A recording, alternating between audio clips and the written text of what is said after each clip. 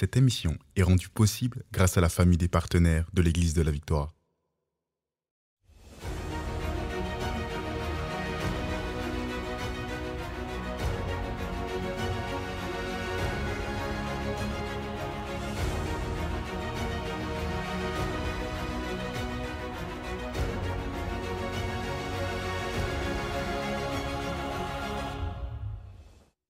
Frères et sœurs. Donc, on voit une rigueur. Et moi, c'est ça, des fois, je voyais des jeunes hommes qui allaient évangéliser dans leur religion, dans leur croyance. Et je voyais, wow, quel engagement impressionnant.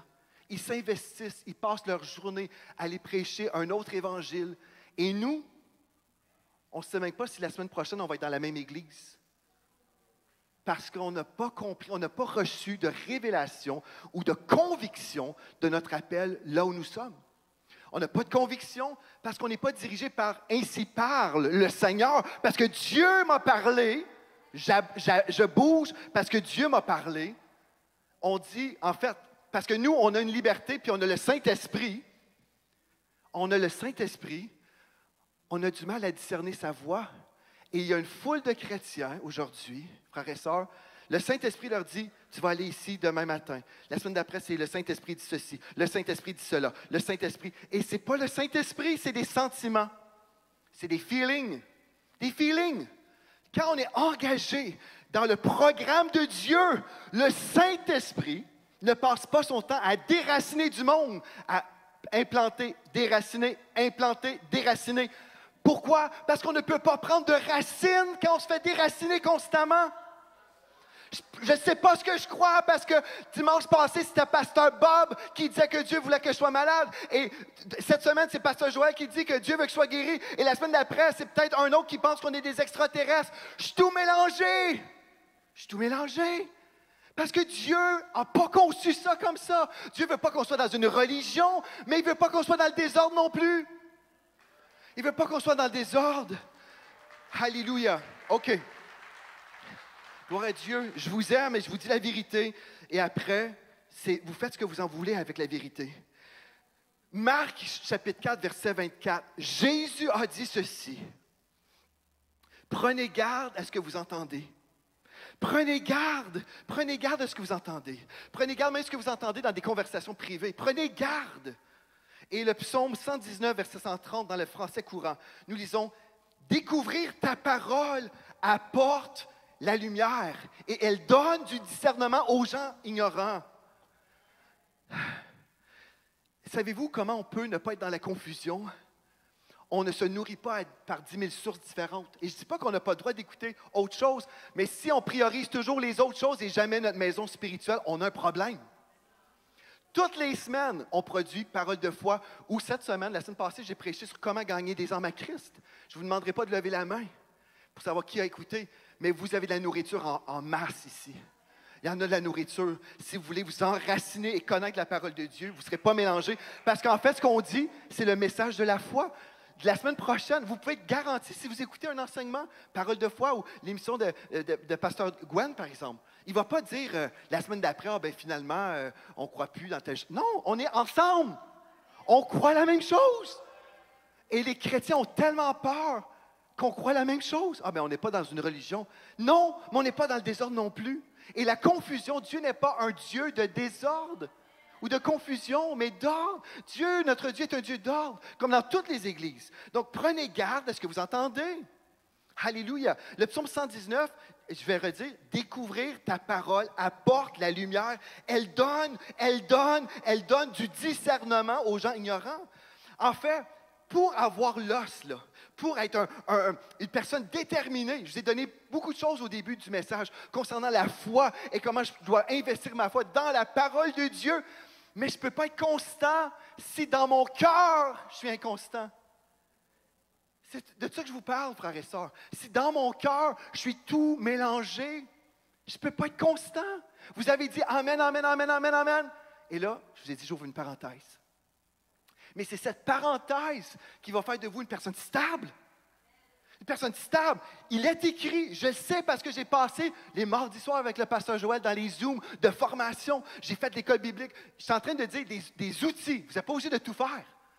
Mais je me suis ressourcé, je sais ce que je sais, et j'ai pris, et j'ai autant de rigueur que les religieux. J'en ai plus.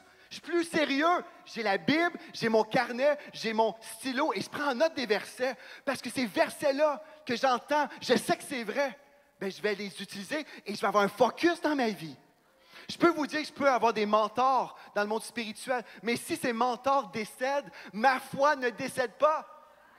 Parce que ma foi n'était pas ancrée en eux, ma foi était ancrée dans la parole de Dieu. Amen. J'ai mentionné Dr. Jerry Savelle. Il est parti au ciel. Un de ses derniers messages, il disait, je sais que le message de la foi fonctionne. Savez-vous pourquoi? Il a prêché, je pense, 50 ans ou plus. Il a dit, parce que ça fait 50 ans que ça marche. Mais comment savoir si ça marche si je l'entends une fois ou 6 mois? Je ne peux pas le savoir. J'entends rien, je ne suis pas assez connecté. Le diable veut qu'on soit déconnecté de notre famille spirituelle. Il veut qu'on soit juste un spectateur dans un théâtre. Le diable, en fait, il nous piège, il nous séduit. Et Dieu nous dit, cherchez premièrement le royaume de Dieu et sa justice. Et toutes ces autres choses vous seront données. Mais nous, on est là après, les autres choses, les autres choses, les autres choses. Et on ne vit pas les promesses de Dieu. Et on dit, mais Seigneur, pourquoi je ne vis pas les promesses de Dieu?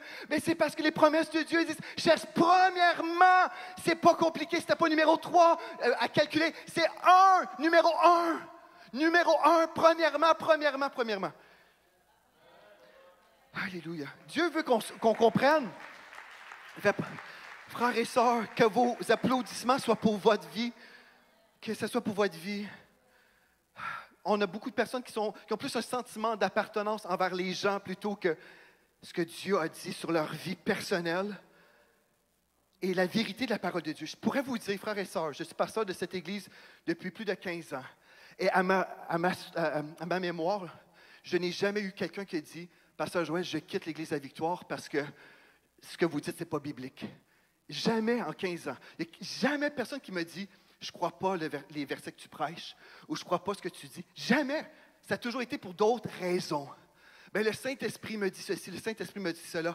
Et quand on regarde le fruit dans les directions du Saint-Esprit, on voit qu'il y a de la confusion, une perte de croissance. On pourrait dire à la personne, combien de personnes as-tu fait des disciples de Jésus-Christ? Combien de personnes as-tu pu te multiplier? En qui tu as pu te multiplier?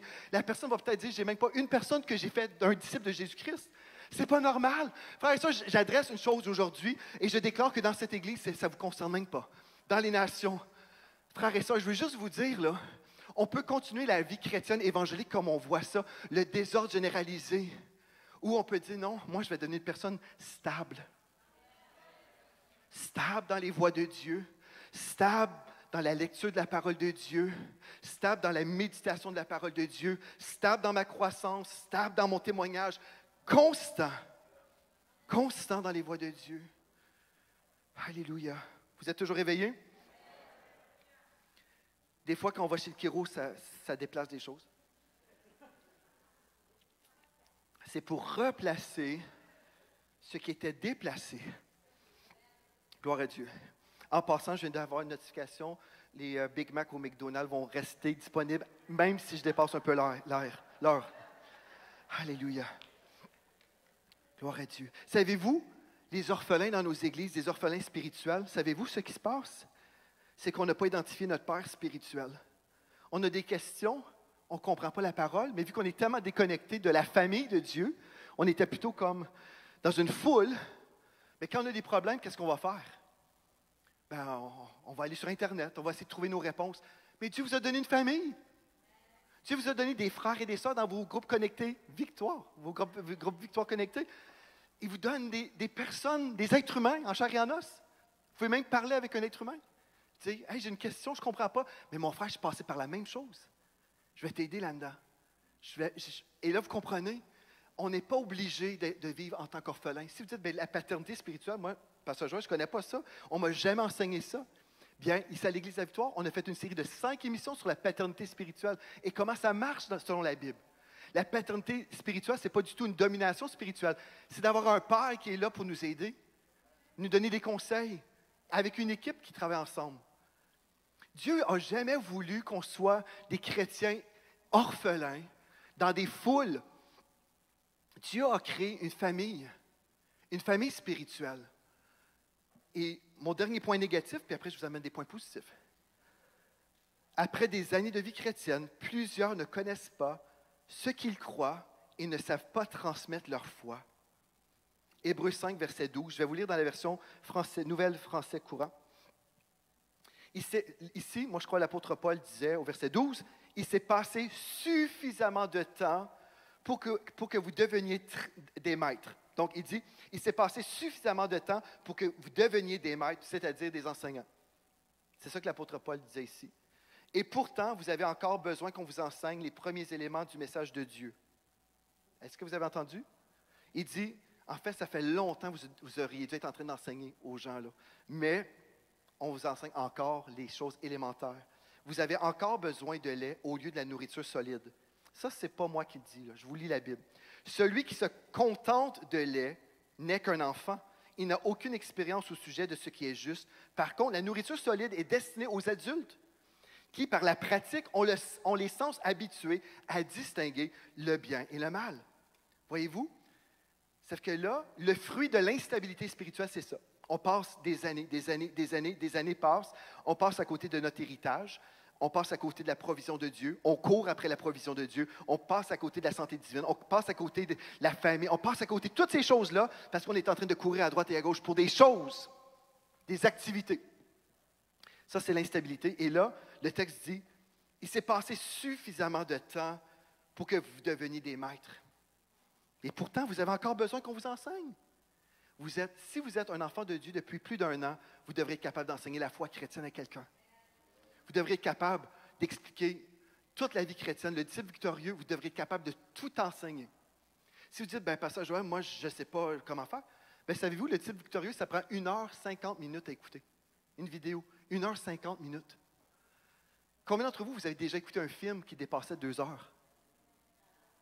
C'est long quand je ne suis pas intéressé.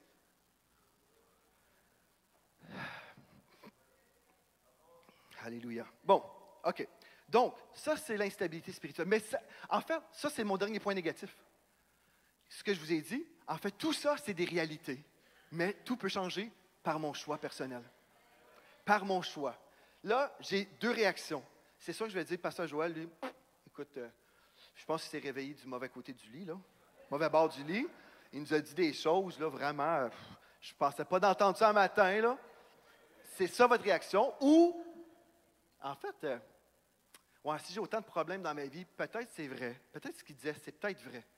Peut-être il y a des choses que je dois changer. Même au début, c'est vrai, on a prié. Puis c'est vrai, j'avais prié que je laisserais le Saint-Esprit me parler. C'est vrai, je m'en souviens, ça fait même pas 2 heures. C'est vrai. Maintenant, on est rendu proche vers la fin. Je vous donne de l'espoir. On arrive proche de la fin du message. Et vous êtes encore vivant. Maintenant, je vous ai donné beaucoup de choses négatives. Moi, je me dis, il ne faut plus qu'on critique les religieux si on n'est même pas comme eux. Savez-vous, il y a des gens qui arrivent à vos portes qui connaissent plus la Bible que vous?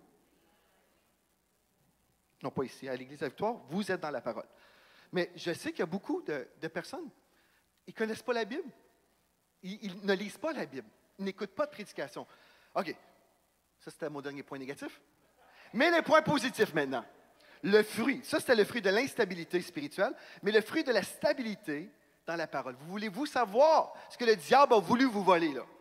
Parce que c'est le diable qui a voulu vous distraire et vous voler de la stabilité, vous faisant sous-entendre, là, vous faisant croire, ah non, on est libre, on vit ce freestyle. Le freestyle ne bénéficie pas des promesses de Dieu. Le chrétien freestyle ne bénéficie pas des promesses de Dieu. Certainement, Dieu est tellement gracieux, des fois, on peut avoir des petits bonus, des petits cadeaux.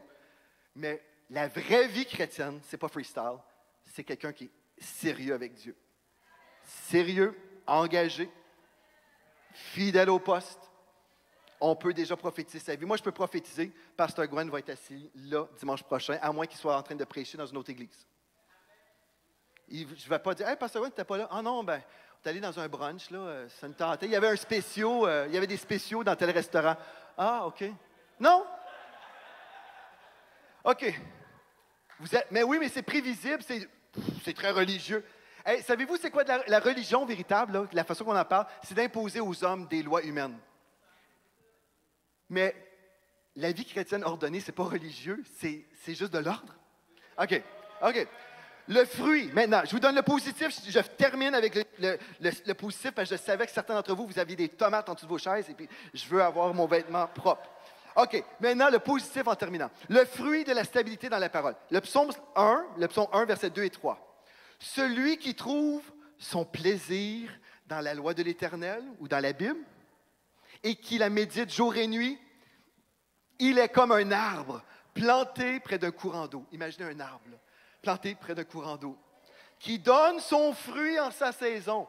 Oh, wow, des fruits dans sa vie. Wow! Et dont le feuillage ne se flétrit point. Aïe, il y a une tempête de neige, les feuilles sont encore toutes belles. Tout ce qu'il fait réussit. Parce qu'il était un homme de la parole. Il entendait la parole, il croyait, il avait médité pour lui-même. Tel prédicateur était décédé, celui qui lui avait enseigné. Ah, ça ne change rien, parce que la parole est encore là. La promesse est encore là. J'ai la parole de Dieu, je l'ai déposée dans mon cœur. Je connais ce que la parole de Dieu dit. Alléluia. Le fruit de la stabilité dans la maison de Dieu maintenant. Ça, c'est l'autre point positif. Qu'est-ce qui se passe quand je suis stable tous les dimanches de ma sainte vie à l'Église? Aujourd'hui, c'est quasiment comme, wow, t'oses dire ça? Oui, parce que la Bible n'a pas fait de mise à jour pour les modes actuels. Le fruit de la stabilité dans la maison de Dieu, le psaume 92 nous dit au verset 13 ou 12, dépendamment de la traduction, « Les justes croissent comme le palmier, ils s'élèvent comme le cèdre du Liban, plantés, plantés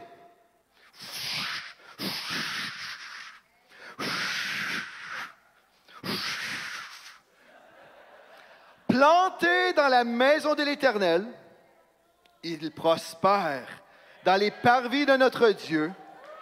Ils portent encore des fruits dans la vieillesse. Ils sont pleins de sève verdoyant. » Alléluia. Ça, c'est ce que Dieu veut vous donner. C'est ça que Dieu veut vous donner. Gloire à Dieu. Alléluia. Je peux juste vous dire, il y a certainement des fois des raisons où il y a des changements dans des saisons. Je vais dire ça comme ça. Mais ce que j'ai vu dans ma vie chrétienne, c'est impossible que ce soit Dieu. Parce que, frères et sœurs, je peux vous dire, c'est impossible que ce que j'ai vu dans ma vie chrétienne avec une ville voisine où il y a une trentaine d'églises, où c'est pratiquement toutes des divisions d'églises. Je m'excuse, je ne crois pas que le Saint-Esprit est à l'origine de toutes ces choses. Planté dans la maison de l'Éternel. Planté, il prospère dans les parvis de notre Dieu. Alléluia. J'ai presque fini. Vous êtes prêts? Un autre verset. Éphésiens 4. Ici, voici là, quand Dieu nous donne une famille. Éphésiens 4, 11. Il a donné les uns comme apôtres, les autres comme prophètes, les autres comme évangélistes, les autres comme pasteurs et docteurs. Pourquoi donc? Pour qu'ils puissent avoir des étiquettes puis se péter les bretelles pour dire « je suis un pasteur ». Non. Pour le perfectionnement des saints. En passant, je vais ouvrir une petite parenthèse. Une autre parenthèse. Parce que les Whoppers sont aussi disponibles encore. Un jour, avant qu'on ait démarré l'Église, je ne voulais pas qu'on m'appelle pasteur Joël. Je voulais qu'on m'appelle par mon prénom. Même si dans notre association d'Église, c'était un règlement. Moi, je disais, ah non, j'aime pas ça, ça me gêne, j'ai pas besoin de ça, moi. Et un jour, j'étais en train de prier, le Saint-Esprit m'a dit, tu as besoin de te faire appeler pasteur Joël. Puis j'ai dit, ah, mais Seigneur, j'ai pas besoin de ça, j'ai pas besoin des titres, je ne cours pas après ces affaires-là. J'ai pas besoin de ça, Seigneur. Et le Saint-Esprit m'a dit, c'est pas pour toi, c'est pour eux. J'ai dit, ah, wow. C'est pas pour moi, c'est pour eux. Parce que Dieu travaille dans l'honneur. Il y a beaucoup de déshonneur dans mon chrétien. En passant, pasteur Gwen, c'est pas Gwen, c'est pas tous les noms qu'on peut dire, c'est pasteur Gwen. Disons ensemble, pasteur Gwen. Alléluia. Amen. Qu'est-ce que ça veut dire? Savez-vous, quand on reconnaît l'onction, l'appel ministériel, ça crée de l'honneur dans nos cœurs. On ne dira pas, « Hey, pasteur Gwen », ce que tu dis, on pourrait dire de nos jours, les gens peuvent faire plein de choses, mais en gros, ça crée un petit peu de respect. Et on doit se respecter tous, mais la Bible parle d'un double honneur dans la Bible pour les prédicateurs de la parole. Puis je peux vous dire, personnellement, ça ne m'intéressait pas, je ne voulais même pas ça, mais quand Dieu m'a parlé, j'ai obéi. J'ai dit, OK, Seigneur, je vais le faire. Et après, à partir de ce jour-là, tous les pasteurs à l'Église de la Victoire se font respecter avec pasteur. Puis on respecte les personnes dans d'autres églises, il n'y a pas de souci. Ici, c'est comme ça que ça marche. Donc, les pasteurs docteurs, pour le perfectionnement des saints, pour vous perfectionner. Le fait d'être venu ce matin, ça vous a permis d'être perfectionné. C'est ça que le texte nous dit. En vue de l'œuvre du ministère. En vue de votre ministère à vous. Parce que Dieu veut que moi, je vous prépare pour faire ce que je suis en train de faire. Peut-être pas ici, mais peut-être dans la rue, peut-être dans votre famille, avec vos amis, avec vos collègues, en vue de l'œuvre du ministère et de l'éducation du corps de Christ. L'éducation pour qu'on grandisse, qu'on devienne un bâtiment spirituel ensemble, jusqu'à ce que nous soyons tous parvenus à l'unité de la foi et de la connaissance du Fils de Dieu, à l'état d'homme fait ou des hommes matures, à la mesure de la stature parfaite de Christ, afin que nous ne soyons plus... OK, j'arrive au feu d'artifice, là. Vous êtes toujours réveillés? Dites à votre ami, là, c'est les feux d'artifice. Afin que nous ne soyons plus des enfants flottants et emportés à tout vent de doctrine par la tromperie des hommes, par leur ruse, dans les moyens de séduction, mais que professant la vérité dans la charité, nous croissions à tous égards en celui qui est le chef Christ. OK. Donc, mon dernier verset de la journée, c'est pour vous inviter à vous décider. Je deviens un soldat sérieux et spirituellement stable. Donc, le titre de ce message, c'était « La foi qui ne lâche rien ». La foi qui ne lâche rien du tout. Hébreux 6, 11. OK. Vous êtes toujours là, toujours réveillés, vous avez vos Bibles avec vous. Et en passant, aujourd'hui, j'ai demandé à notre équipe, si vous n'avez pas une Bible, on va donner aujourd'hui, toutes les personnes présentes, des Nouveaux Testaments. Si vous n'avez pas une Bible, je vais faire un appel pour venir vous donner des Bibles. Parce qu'on prêche ici la parole de foi. Vous avez besoin d'avoir cette parole entre vos mains pour la lire. On va vous en donner aujourd'hui. Hébreux 6, 11 dit, « Nous désirons que chacun de vous montre le même zèle pour conserver jusqu'à la fin une pleine espérance, en sorte que vous ne vous relâchiez point et que vous imitiez ceux qui, par la foi et la persévérance, héritent des promesses. » Voyez-vous, si aujourd'hui, admettons, ça fait 20 ans que vous êtes chrétien, est-ce que vous êtes autant engagé avec Dieu? Est-ce que vous brillez autant qu'au début de votre vie chrétienne? Si vous dites non, bien, repartez le feu. Amen. Gloire à Dieu. Qu'on puisse persévérer, qu'on puisse conserver jusqu'à la fin une pleine espérance et avoir le même zèle. Avez-vous déjà été plus zélé dans votre vie chrétienne? Ah oui, au début de ma vie chrétienne, j'évangélisais, je faisais ceci, cela, j'étais toujours là, j'allais aux pratiques, peu importe l'activité, j'étais engagé. Est-ce que vous êtes encore autant engagé aujourd'hui? Plus, yes! C'est ce que je vous souhaite, en fait. Donc, aujourd'hui, vous avez vécu un traitement chiropratique, whatever. L'équipe de Victoire Musique, vous êtes les bienvenus. Comme j'ai dit au début, ça peut être un message parmi tant d'autres. Ça peut être juste un autre message que vous avez entendu. Vous avez dit, certains, l'évaluation, un 4 sur 10. Un 7 sur 9, sur 10, je ne sais pas. Ça peut être juste un autre message. Ou vous pouvez l'accueillir comme étant un message de Dieu. Où Dieu vous parle. Pourquoi est-ce que Dieu nous parle? Ce n'est pas du tout pour nous condamner. C'est pour qu'on puisse entrer dans son programme. Où on retrouve la vraie liberté. Son programme, pas le vôtre. Moi, je vous souhaite aujourd'hui d'entrer dans le programme de Dieu. Devenir une personne de la parole, une personne qui croit que Dieu est bon, qui croit dans sa parole, un chrétien qui est vraiment stable dans ses voies. Mais pour ça, peut-être il faut qu'on meure à nos décisions du passé et être prêt à vraiment tout abandonner entre les mains de Dieu. J'aimerais ça prier pour vous. Après, on va chanter un chant, je ne sais pas lequel, c'est un chant chrétien. Alléluia. Est-ce qu'on peut se lever? Est-ce que le Saint-Esprit a parlé à au moins une personne aujourd'hui? Amen. Gloire à Dieu. Gloire à Dieu. Moi, ma prière, c'est que chaque enfant de Dieu se retrouve dans une famille. Si c'est ici votre famille, Bienvenue dans la famille royale de Dieu. Puis si c'est ailleurs, soyez bénis ailleurs, mais soyez pas un chrétien flottant dans les nuages. Soyez ancrés dans une maison. Soyez un chrétien ancré dans la parole. Soyez un chrétien engagé. Engagé, engagé. Vous êtes bénis par les messages révolutionnaires de l'Église de la Victoire. Prenez part à cette œuvre qui transforme des milliers de foyers en visitant dès aujourd'hui semer.ca. Devenez un partenaire mensuel ou un bâtisseur ou paramétrez vos dons de façon automatique en toute discrétion et sécurité. 100% de ce que vous semez sert à annoncer l'Évangile. Merci de croire avec nous. Semer.ca